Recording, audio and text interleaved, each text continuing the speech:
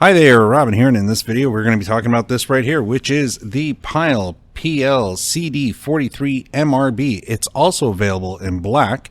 It's the identical unit. It is called the PLCD43BTM. Now, both of these models are marine grade, which basically means they're all lacquer coated internally. So this way they're humidity proof, we'll say. And if you're going to shrink up your boat in the wintertime and you're worried about a little humidity getting inside of it, no problem. Also note, if you're installing this onto a boat, if it's exposed to the weather or to splashing, you're going to want to get yourself a splash guard, which is what one of these guys are. This allows you to install the radio right through the actual splash guard, not to worry about it that way. It does require a little bit of force because some people have said, hey, it's hard to close. Well, it's hard to close because there's a rubber gasket inside. So a splash guard is sold as an extra piece, but definitely if you're not putting it in a glove box or inside of a cabin, you're going to want to have this regardless if it's on a boat or an ATV, and regardless, of course, if you're buying in black or in white. The other piece you may want to get when you buy a radio like this is an antenna. This happens to be an antenna that's well built to use in a fiberglass or a wood boat. It allows you to just drape the antenna down inside the housing unit, not to worry about it. Don't put it to the left or right. Definitely you want it up or down. That's going to give you the most reception out of an antenna like this. But that's all you really need. No need to drill a hole in the boat, and who wants to put more holes in your boat, right? Now for the other features that actually do come included, because of course the antenna and the cover plate are extra, but definitely good accessories to look at. What you get with it is a remote control. You're also going to get your install kit, which includes the unlock brackets, so when you put the radio in the basket, it's easily to get in and out. It also gives you the stabilizing arm to support the rear because there is a built-in CD player, and the extra screws and fasteners you're going to need are all included in this little package. You also get the harness kit. We are going to be plugging the radio in, so we'll show the harness kit right now. On the harness kit, it includes all the speaker connections, which are what all these colors are for. That's the purple, gray, white, and green. That's going to let you plug in 4 speakers, and it does run at 75 watts. You're going to get your accessory cable, which is what tells the radio that you've turned the boat on. You're going to get your constant power, which is what keeps the memory, and of course all the power going for the speakers. That's all going to come off the yellow wire. Same size as the yellow is going to be the black. That's your ground. You definitely want to have that ground to the boat or directly to the battery. And then the last wire is the blue wire, which is for the remote connection. So this is either for a power antenna, which we don't tend to use these days, but it is also very important. It's for your amplifier. So when you turn the radio on, or the radio goes on automatically because you've turned on the boat, this will trigger the amplifier to turn on and off.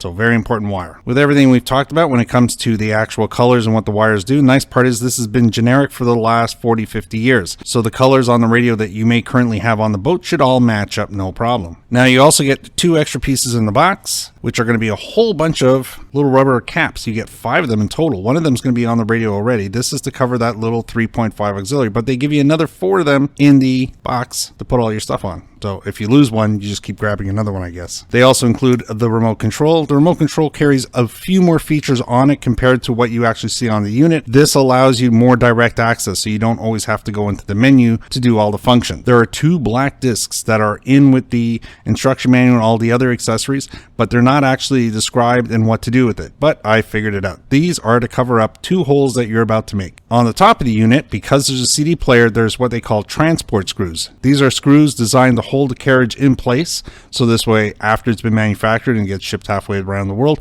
nothing internally is going to be banging around or getting out of whack. When you buy it, you're going to take these 2 screws off, but then that's going to leave 2 holes exposed underneath, and that's where you're going to use those black peel and stick discs to cover up those holes. Now another good feature that a lot of manufacturers do, and that's either located at the bottom or on the top of the unit, is an actual wiring diagram right on the radio. This makes it very handy, so you don't always have to be holding the actual instruction manual in your hands, and if you're going to be playing around with this a year later, all the references are made right here. So before we actually hook it up and see how the display works, let's take a look at the backside. Now on the backside we have, of course, this is the main plug for our wiring harness. Right below that we have a fuse built right into the unit. This is a standard automotive fuse, so if you need to replace it, it's very easy to replace. Off to the other side is where we have all our in and outputs. With 6 connections on it, the very first 2 are our auxiliary inputs. So if you do have an XM radio or anything externally, like a DVD player or anything you want to plug into here, you can have a permanent plug-in. You don't have to use the auxiliary in the front. Beside that, we've got our outputs. So if we do want to hook up an amplifier to it, you can do that. You get your left and right front and your left and right rears all off the unit. And the one plug left off to the side, well, that was for our antenna that we were talking about earlier. That would plug in right here. And here we are with the actual unit. It's all powered up now. Clock's on.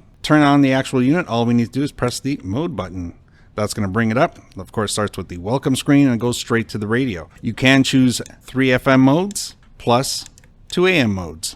If you want to get into any of the other features, you then use the same mode button, which is of course the power button, and that's going to get us to our auxiliary input, our Bluetooth options. It automatically knows that there's no CD or USB put in it, so it skips over those functions. If you had a USB stick in there or a CD, those options would have appeared. If we go into the submenu options, you just press on the volume control, and then we're going to see our bass options, our treble, our balance, fade, equalizer options, which include the rock mode, pop, classic settings, and flat options.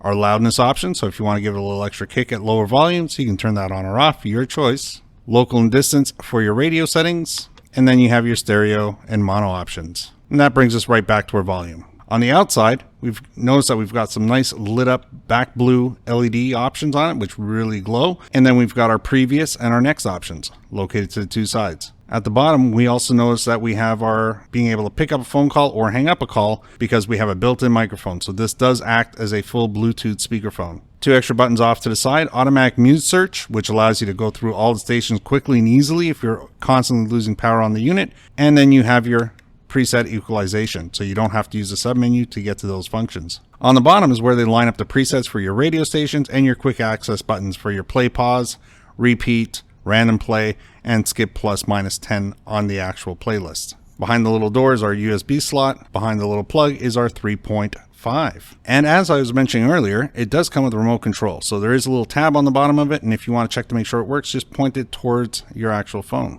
This remote control will do all the functions on the unit, plus a few extras, which are pretty much just shortcuts, because either they're in the submenu or they're located on the faceplate. But they do give you the options right off on the remote. Now, at the same time, note that this remote control is line of sight. It's IR, so it does have to be pointed.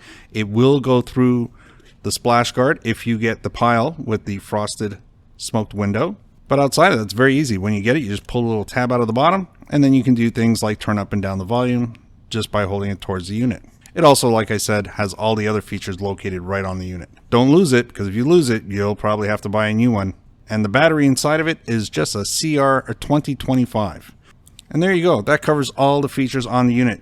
It's a very popular unit. I like it. It works really well. If you have CDs or you go fishing with it and you don't want to use your phone's data, this is a good alternative. You're going to get everything you're looking for in a unit all into one package. And like I said at the beginning, it does come in black.